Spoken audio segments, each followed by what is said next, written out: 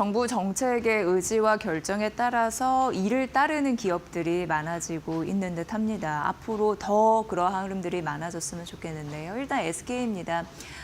보여주고 있죠. 그래서 그런지 DS투자증권에서 오늘 아침에 목표 주가를 대폭 올려잡았더라고요. 그러니까 목표 주가가 기존에는 45만 원이었는데 이걸 이제 63만 원으로 올려잡은 흐름들이 나타나고 있습니다. 자사주를 전량 소각하는 거거든요. 그러니까 임직원에게 보상 목적으로 하는 자금을 제외하고는 전부 다 소각을 한다라고 보시면 될 것 같은데 꽤 규모가 큽니다. 거의 5조 가까이, 그러니까 정확히는 4조 8,343억 원 규모가 되겠습니다.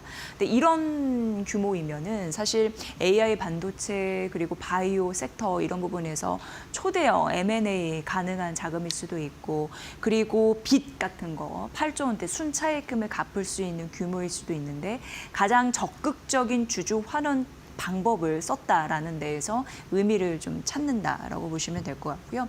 이게 가능했던 이유는 그동안 2년 동안 SK그룹 같은 경우에는 재무 관련 리밸런싱을 했습니다. 그래서 1년 사이에 순차입금을 2조 원 감소시켰거든요. 떨어뜨렸거든요. 그러니까 재무 안정성이 강화됐기 때문에 이러한 텃밭이 조성이 됐다, 이렇게 보시면 될 것 같고요. 그리고 앞으로도 SK 실트론 같이 매각 관련 이슈 이런 데서 추가적인 자금 확보도 있으니 앞으로 이런 부분으로 주주들의 마음을 얻을 수 있는 그런 행보들이 나타날 수 있을지 보시면 될 것 같고요.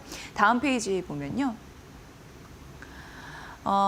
작년 배당성이 한 28% 내외로 전망이 되면서 전년 대비 10% 배당 증가했으니 SK 주주분들은 이제 분리과세 대상에 해당이 되시는 겁니다.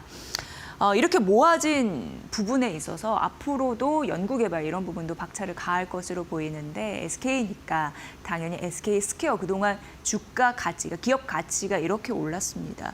그 지분 가치만 하더라도 23조 4천억 원 정도 되는데 절반만 할인하더라도 12조 원이나 됩니다. 그렇기 때문에 앞으로 비상장 자회사이죠. SK 팜테코, 일라이릴리 비만 치료제 생산을 좀 본격화하겠다라는 의지를 갖고 있습니다. 그런데 여기가 주 1회 주사제에서 월 2회로 투약하는 부분, 훨씬 편의성을 높이는 부분으로 부각을 받을 수 있겠죠. 그래서 장기적으로 지속할 수 있는 그런 제형 개발에 박차를 가할 것이다, 본격화될 것이다, 이런 이슈까지 더해지고 있으니까 보시고요. 주주들의 마음을 살 수 있는 그런 배경 하에서 또 목표 주가 뛰는 흐름들이 오늘 DS투자증권에서 있었다는 점, 그래서 오늘도 상승세 좀 괜찮더라고요. 그런 흐름들 이어가고 목표 주가 대폭 올린 만큼 금까지 뛸 수 있을지 여유분 이런 부분도 확인해 보시길 바랍니다. 그런 와중에 SK바이오팜은 약간 아쉬운 그런 결과가 나왔는데 모건스탠리에서는 역시나 목표 주가를 굉장히 좀 낮게 보더라고요. 그 이슈를 좀 보시면 될 것 같습니다. 미국의 제논 파마슈티컬스라는 곳이 있는데요. 이제 SK바이오팜은 뇌전증 치료제 이런 부분으로 좀 유명하잖아요. 그런데 거기에 경쟁 약문이라고 보시면 될 것 같고요. 제논에서 임상 3상 탑라인 결과를 발표했는데 굉장히 좀 고무적으로 나왔습니다. 아제투 칼러라고 해서 여기는 이제 SK바이오팜의 뇌전증 치료제인 엑스코프리, 그리고 후보물질 되겠죠. 아제투 칼러 이렇게 비교 분석을 좀 해놨습니다. 이번에 제논에서 이제 경쟁사의 경쟁 약물이라고 보시면 되는데 비교 분석한 거, 그러니까 발작 빈도 감소 환자 비율이나 주요 부작용, 치료 중단율 있는데 좀 비슷합니다. 그래서 효능이 좀 비슷하다라고 모건스탠리에서는 분석을 하더라고요. 그리고 좀 차별화된 경쟁력, 아제투 칼러 같은 경우에는 편리한 복용 방식을 얘기를 했거든요. 그렇기 때문에 좀 이런 부분이 SK바이오팜 엑스코프리에는 좀 주가를 훼손시킬 만한 요인이 아니겠느냐 이렇게 분석을 했으니까 이 원인이라는 점을 좀 밝혀드리고요. 다음 페이지에서 보면 제논은 이런 약물에 대해서 긍정적인 반응이 나왔으니 이제 3분기에 미국 FDA의 신약 승인을 신청할 계획이다라는 부분이 있고요. 또 하나 다른 기업에서 임상시험 결과가 하반기에 발표 예정이라서 SK바이오팜 주가 상승에 브레이크를 걸릴 만한 요소가 있다라고 또 언급을 했습니다. 목표 주가 68,000원으로 얘기를 하면서 비중 축소 유지, 현재가 대비해서도 굉장히 좀 아쉬운 그런 목표 주가일 수가 있는데 이게 2023년 모건 스탠리에서 8월 목표 주가 하향 조정한 이후에 지속적으로 보수적인 의견을 지금 견고히 하고 있는 상황이거든요. 근데 이 말인즉슨 현재 주가 대비 32% 떨어질 가능성이 있다라는 겁니다. 이 목표 주가가 거의 반토막 낸 수준인데 좀 보시고요. 지속적으로 관련해서 국내 증권사에서 리포트가 나오면 추가적으로 여러분께 좀 알려드리겠습니다. 일단 참고 자료로 전해드립니다.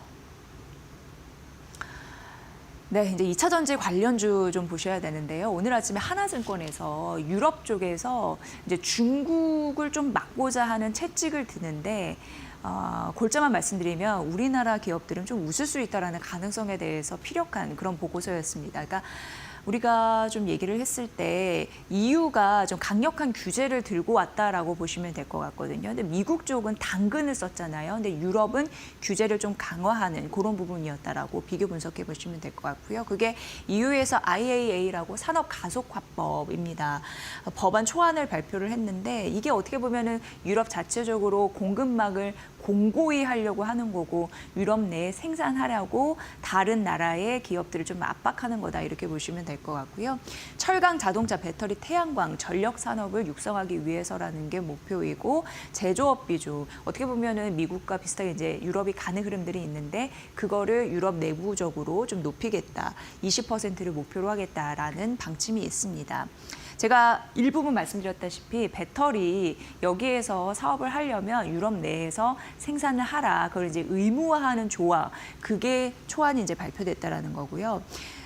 핵심 부품이나 이제 소재 최소 3개부터 시작이 됩니다. 3가지부터. 그런데 이게 5가지로 2030년도에는 좀 확대 적용될 가능성이 있습니다. 그렇기 때문에 물론 아직까지 이게 초안이기 때문에 뭐 EU 의회 이사회 승인 절차는 남아 있어서 이 범위라고 규제의 범위나 시행 시기나 이게 일정 부분 조율될 가능성은 있습니다. 그럼에도 불구하고 우리는 뭐가 유리하냐 그 다음 페이지에서 설명을 해드리도록 하겠습니다. 유럽이 자국 내에 공급망을 강화하면서 우리 내에서 어쨌든 생산망을 구축하고 사업하라라고 하는데 그게 왜 K배터리의 수혜냐라고 봤더니 우리나라는 이미 이 부분을 전략적으로 좀 준비를 하고 있었습니다. 유럽 생산 고용 기반의 요건을 충족하기 때문에 이 법적 테두리 안에서 큰 문제 없이 갈 수 있다라는 가능성이 있는 거고요. 그리고 우리나라는 EU와 포괄 FDA 파트너십을 체결한 부분이 있어서 좀 유리하게 갈 수 있는 방향도 사실상 있습니다. 그런데 문제는 우리나라 배터리 셀 3사 같은 경우에는 이런 부분이 구축이 돼 있습니다. 그런데 그 외의 기업들이 유럽 가서 배터리 사업할 때는 미 진입 장벽이 높아진 거라고 볼 수 있기 때문에 이런 부분은 좀 어렵습니다. 그래서 이쪽에서 투자하시는 분들은 옥석가리가 좀 필요한 부분이 있다라는 점 말씀드리고요. 배터리 셀 3사는 유럽의 그 생산 거점이 좀 마련돼 있다라고 말씀드렸는데 대표적으로 LG 엔솔, 삼성 SDI 그리고 SK 온 되겠습니다. LG 엔솔은 폴란드에 있습니다. 그리고 이제 ESS 전환으로 좀 전환하려고 하는 그런 움직임 양 사이드에서 하고 있는 거고요. 그리고 추가적으로 안정된다면 증설도 검토할 가능성이 있습니다. 삼성 SDI는 헝가리입니다. 추가 증설 검토하는 이슈 좀 비슷하게 나와 있는 상황이고요. SKO는 헝가리 역시 이런 부분으로 준비를 했습니다. 그리고 하나증권에서는 좀 눈여겨볼 곳을 LG 에너지 솔루션, 삼성 SDI, 에코프로비엠까지 얘기했거든요. 근데 머니코드에서 이전에 말씀드린 바가 있는데 에코프로비엠은 양극재 중에서 유럽에 좀 전략적으로 하고 있는 유일한 기업이다라고 말씀드린 기억이 있는데 유럽 현지 생산 거점을 확보한 그런 부분에서 지금 점수를 따고 있는 상황이고요. 올해 본격적으로 양산에 돌입할 가능성이 굉장히 높습니다. 그리고 올해 캐파, 이게 설비 투자 부분의 생산 능력 약 1만 톤 수준도 보유하고 있다고 하니까 이 부분 보시고요. 노란색 쪽으로 이제 표시된 게 상장된 기업이면서 투자할 가치가 있는 매력도 K배터리 반사 수익 얻을 수 있다고 하니까 이 부분 보시고요. 중국 배제가 되면 우리나라 이쪽으로 또 사업을 착실하게 전략적으로 하고 있는 기업들 수혜를 받을 수 있으니까 지속적으로 좀 탐구가 좀 필요한 부분이 아닐까 싶습니다. 네, 그리고 이제 마지막으로 하나투자증권에서 외국인 매수세 유입에 따른 투자 아이디어 이런 부분에서 출발을 했는데요. 만나보도록 하겠습니다. 백화점, 슬슬 작년 4분기부터 분위기가 좀 풀리면서 올해 초 긍정적인 시그널들이 나타나고 있는 상황인데 이게 이제 외국인 매출 비중으로 따져봤을 때 이런 좀 아이디어가 나오는 것 같습니다. 일단 1월과 2월 보더라도 기존점 성장률이 10%대 중반대, 특히 2월만 보더라도 20% 이상 성장하면서 긍정적인 시그널이 나오고 있는 상황이고요. 지금 빠르게 내수가 회복이 되면서 외국인 관광객이 늘고 있는데 지금 중국과 일본 같은 경우에 좀 관계가 안 좋잖아요. 그러면서 중국인 관광객이 우리나라에 오면서 그에 대한 혜택을 더 많이 받을 가능성 이런 부분을 좀 언급을 했습니다. 예전에 지금 일본이 좀 밀리면서 우리나라가 치고 올라갈 수 있다고 하나투자증권에서는 보는 거고요. 외국인 매출 비중 약 5%에서 24년도 한 5월 정도 일본이 최대 이게 15% 외국인 매출 비중 갔거든요. 근데 이것을 우리가 도달할 수 있다라고 본 계산입니다. 그래서 두 가지 이렇게 얘기를 했는데 두 번째를 좀 강조하더라고요. 사실 우리나라 백화점 보면은 명품관 굉장히 중요한 비중을 차지하고 있습니다. 그래서 명품 백화점이라는 부분이 있는데 좀 일본과는 다른 구조입니다. 우리나라는 백화점 외국인 매출 명품 비중이 약 70% 굉장히 높습니다. 그래서 명품관에 대해서 전략적으로 하는 부분이 있는데 구조가 약간 다른 게 우리나라 백화점을 보시면 샵인샵입니다. 그러니까 백화점 안에 명품관이 있죠. 그리고 명품관에 조금 더 비중이 많이 실리다 보니까 굉장히 넓습니다. 근데 일본은 다소 그렇지 않다고 합니다. 그래서 쇼핑숍이 아니라 로드샵으로 바깥에 나가 있는 구조. 그러다 보니까 수요가 좀 집중되기 좀 어려운 구조. 그렇기 때문에 우리나라가 수요가 조금 더 붙을 가능성이 있다는 거죠. 그런 구조적인 설명을 해놨습니다. 그렇기 때문에 수요를 분산시킬 수 있는 일본과 다르게 여기서 우리가 매출 성장력을 끌어올릴 수 있는 부분이 있고 외국인 관광객, 특히 중국인 관광객에 대한 먹거리가 있기 때문에 이쪽이 긍정적이라고 표현을 했습니다. 보시고요. 다음 페이지에서 만나보면요. 외국인 매출 비중이 본격적으로 증가하는 구간이 이미 포착이 되어 있다라고 했고 3월 이후 성수기 진입하면서 한일령의 효과도 본격화될 것이다라는 반응서 앞서서 말씀드린 부분과 좀 일맥상통합니다. 그리고 일본 백화점 주를 봐도 외국인 매출 증가가 뛰었을 때 주가가 뛰는 흐름들이 있다고 했고 그게 24년도에 톡톡히 한 예를 보여줬다고 합니다. 지금 우리나라 외국인이 매도세가 좀 거센 와중에서도 백화점 주 관련 같은 경우에는 매수세가 유입이 됐다고 합니다. 긍정적인 시그널이 이미 포착이 된 거고요.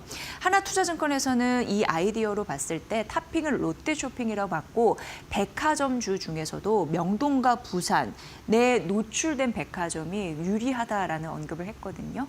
앞으로 긍정적인 흐름들이 있을 수 있을지 백화점주도 한번 눈여겨보시면 좋을 것 같습니다. 오늘 이 전략까지 세워드립니다.